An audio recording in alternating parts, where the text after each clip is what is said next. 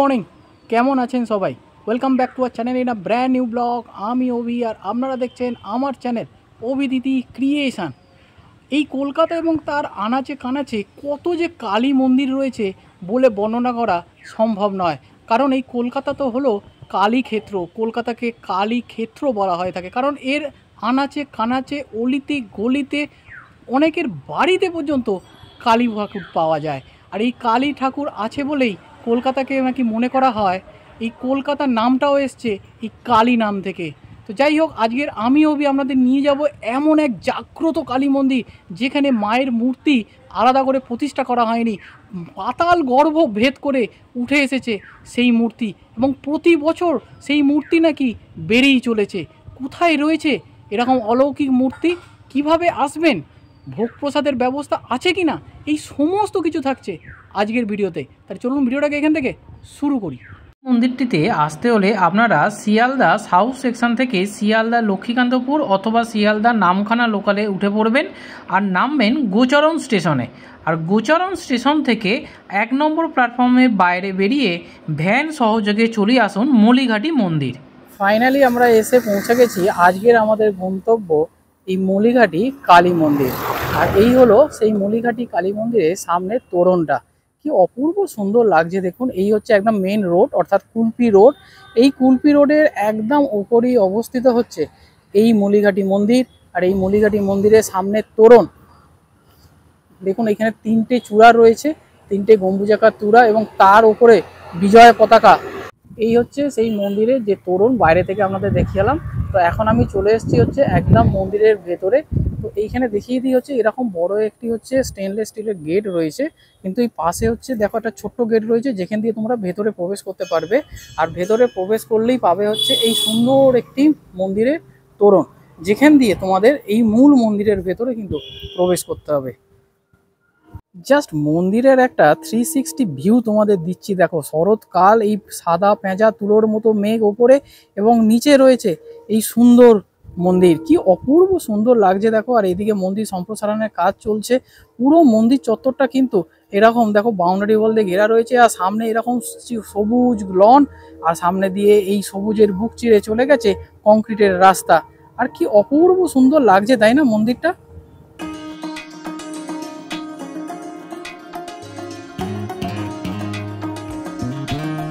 তোমাদের এবারে এই মন্দিরের গঠন শৈলীটা একবার দেখিয়ে দিই। দেখো এই যে শ্বেত শুভ্র মন্দির, সাদা পুরো টাইলস দিয়ে, পুরো মন্দিরের বাইরের দিকটা কিন্তু পুরো টাইলস দিয়ে দেখো এরকম করে বাঁধানো রয়েছে। এবং ওপরে যে চূড়াগুলো দেখতে পাচ্ছ, এই যে চূড়াগুলো আছে না, এইরকম চূড়া কিন্তু 10টা চূড়া আছে। অর্থাৎ দেখো 1টা 2টো 3টে 4টে এদিকে, 4টে ওদিকে, 8টা, এবং মাঝখানে একটা মেইন চূড়া রয়েছে 9টা চূড়া, এবং সাইডে আরও একটি চূড়া, 10টা চূড়া রয়েছে এখানে।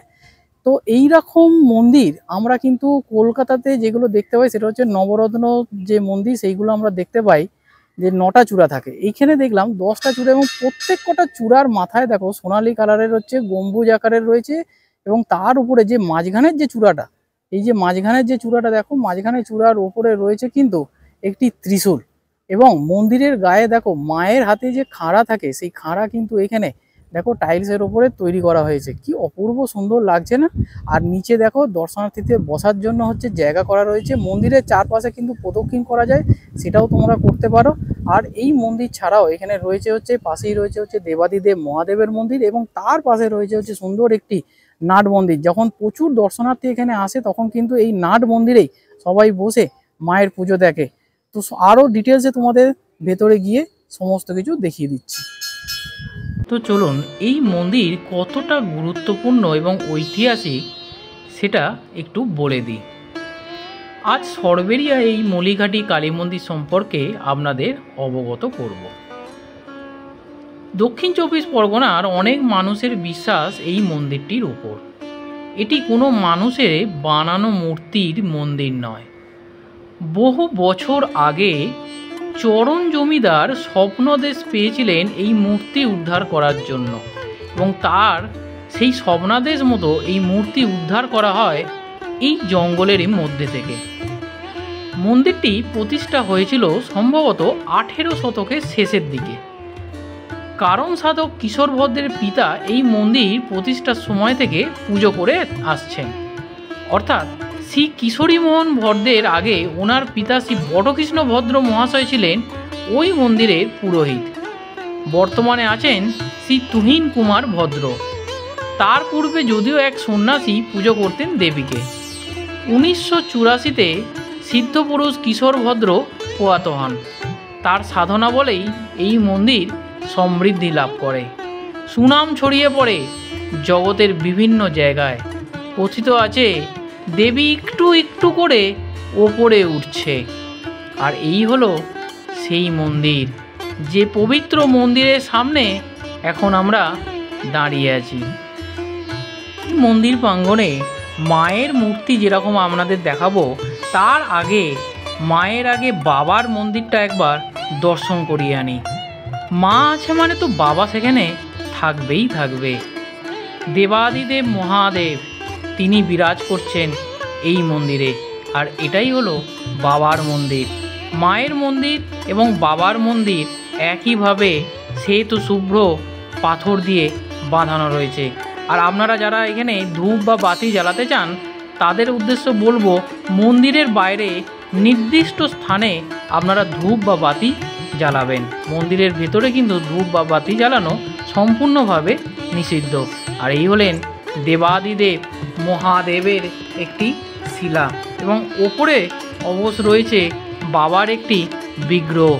সমস্ত দর্শনার্থী যারাই মায়ের মন্দিরে আসছেন, তারা এই বাবার মন্দিরে আগে জল ঢেলে তারপর মায়ের মন্দিরে প্রবেশ করছেন। এই দেবাদিদেব মহাদেবের মন্দির খুবই জাগ্রত। এখানে প্রত্যেক বছর শিবরাত্রির দিন এখানে বিশেষ মেলার আয়োজন করা হয়ে থাকে। এছাড়াও কালী পুজোর দিন তো এখানে ধুমধাম করে মায়ের আরাধনা হয়, এবং সেই দিন কিন্তু এখানে প্রচুর প্রচুর দর্শনার্থী আসে মায়ের এখানে। এবং সেই দিনে পরের দিন অর্থাৎ কালী পুজোর পরের দিন কিন্তু বিনামূল্যে সবার মধ্যে, ভক্ত যারা আসবেন সবার মধ্যে ভোগ প্রসাদ বিতরণ করা হয়ে থাকে। এছাড়াও প্রত্যেক অমাবস্যাতেও এখানে ভোগ প্রসাদের ব্যবস্থা আছে। আর এই হচ্ছে নাট মন্দির। ঠিক মাতৃ মন্দিরের উল্টো দিকেই রয়েছে এই নাট মন্দির, আর সামনেই রয়েছে একটি বলিদান বেদি।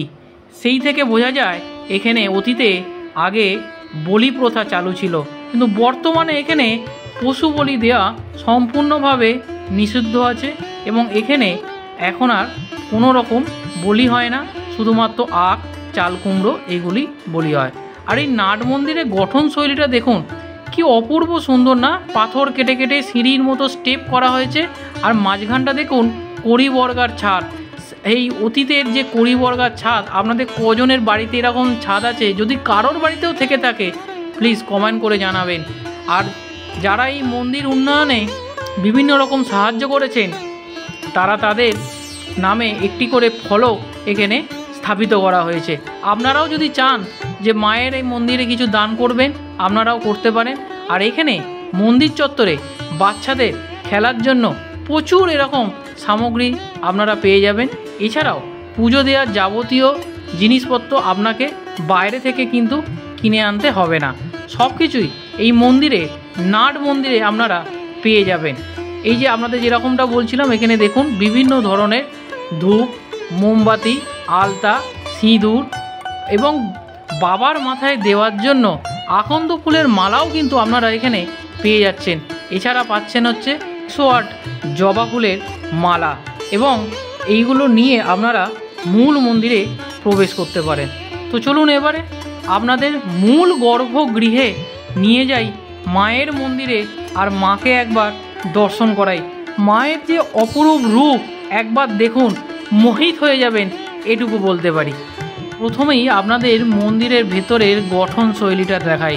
কি অপূর্ব সুন্দর দেখুন, নাগ দেবতা বিরাজ করছেন, এবং তার সাথে মধ্যমণি হয়ে রয়েছেন দেবাদিদেব মহাদেব, ব্রহ্মা এবং বিষ্ণু, এবং ওপরে শিব তাণ্ডব নৃত্য অবস্থায় সতীমাকে নিয়ে সেই চিত্র একটি এখানে তুলে ধরা হয়েছে। এবং বাঁ পাশে রয়েছেন লক্ষ্মী দেবী, সরস্বতী এবং বিভিন্ন পৌরাণিক যে দেবদেবী, সেই মূর্তি এখানে তৈরি করা হয়েছে। কি অপূর্ব সুন্দর দেখতে লাগছে তা বলার বাহুল্য।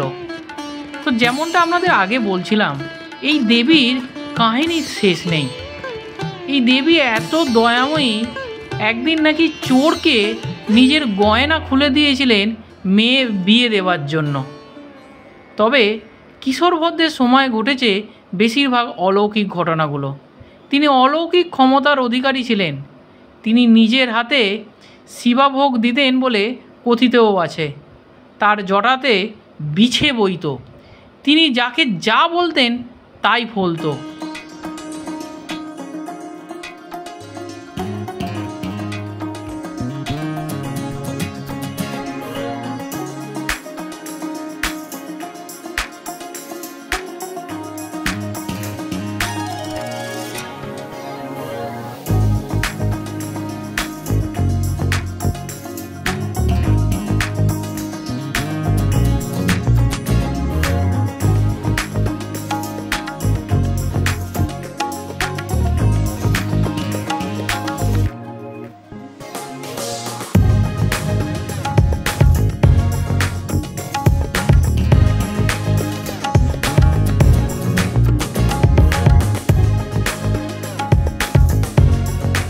এই মন্দিরে বহু দূর দূরান্ত থেকে দর্শনার্থীরা ছুটে আসে মায়ের কাছে, আকুতি মিনতি করে, মাগো আমার সন্তানকে ভালো রেখো, মাগো আমার এই কাজটা করে দিও, মাগো আমার শরীরটা ভালো রেখো। এইরকম নানান বার্তা নিয়ে মায়ের কাছে ছুটে আসে। আর সেই বার্তা মায়ের কাছে পৌঁছে দেওয়ার জন্য এখানে ঢিল বেঁধে দিয়ে যায়। আর যখনই তাদের মনস্কামনা পূর্ণ হয়, এসে ঢিলটা খুলে দিয়ে যায়, মায়ের কাছে পুজো দিয়ে যায়। ভেতরে তো দেখালাম, অনেকেই এখানে নিঃসন্তান যারা তারা আসছে মায়ের কাছে, যদি সন্তান লাভ করে এরকম গোপাল মায়ের কাছে দিয়ে পুজো দিয়ে যাচ্ছে। আপনাদের মন্দিরের প্রথমেই বলেছিলাম, এই মন্দিরের গর্ভগৃহের চারপাশে আপনারা চাইলে প্রদক্ষিণ করতে পারেন। পুজো দেওয়ার আগে, অঞ্জলি দেওয়ার আগে একবার চারপাশটা প্রদক্ষিণ করে নেবেন, খুব ভালো লাগবে।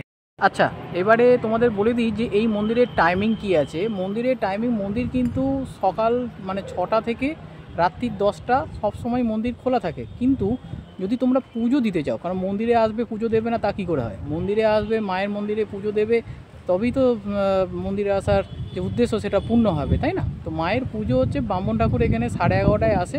তো তোমরা দুপুরে যদি আসো, মোটামুটি 11:30টার মধ্যে চলে আসো, এসে মায়ের এখানে পুজো দাও। তোমাদের ভেতরে দেখালাম প্রচুর দর্শনার্থী, আজকে শনিবার, তো মায়ের এখানে এসেছে। শনি এবং মঙ্গলবার একটু ভিড় হয়, অন্যদিন এতটা ভিড় হয় না। তো তোমরা এখানে আসতে পারো। আর যাদের বাচ্চা হয়নি বা বাচ্চা চাইছো, তারা এখানে কিন্তু গোপাল দিয়েও মায়ের কাছে মানত করে যায় এবং সেটা পূর্ণও হয়। তো সেটা তোমরা দেখতে পারো। আর একটা হচ্ছে ব্যাপার হচ্ছে, এখানে বিভিন্ন ধরনের বাইক বা গাড়ি এইসবের কিন্তু পুজো হয়। তো তোমরা যদি চাও তাহলে সেগুলো তোমরা এখানে করে নিতে পারো। আর যদি বিকালের দিকে আসতে চাও তাহলে আমি বলবো, মন্দির তো সবসময় খোলা আছে, বিকালে যদি আসতে হয় তাহলে তোমরা 6টার পরে আসো, কারণ সন্ধ্যে 6টার পরে আবার পুরোহিত মশাই আসেন এবং 6:30টার সময় আরতি হয়। সেটাও তোমাদের খুব ভালো লাগবে, দেখতেই পারো। খুব খুব সুন্দর কিন্তু এটা লাগলো। আর একটা কথা বলে দিই যে যদি তোমরা গাড়ি নিয়ে আসতে চাও তাহলে এর ভেতরেই পার্কিংয়ের ব্যবস্থা আছে, পার্কিং করতে পারবে। আর বারুইপুর থেকে অটো সহযোগে চলে আসা হচ্ছে এতে পাঁচগাছিয়া মোড় বা গোচরণ মোড়। সেই গোচরণ মোড় থেকে টোটো বা অটো সহযোগে ফের চলে আসো এই মন্দিরে। বারুইপুর থেকে এই মল্লিঘাটি মন্দির আসতে তোমাদের সময় লাগবে মোটামুটি 45 মিনিট থেকে 50 মিনিট মতো।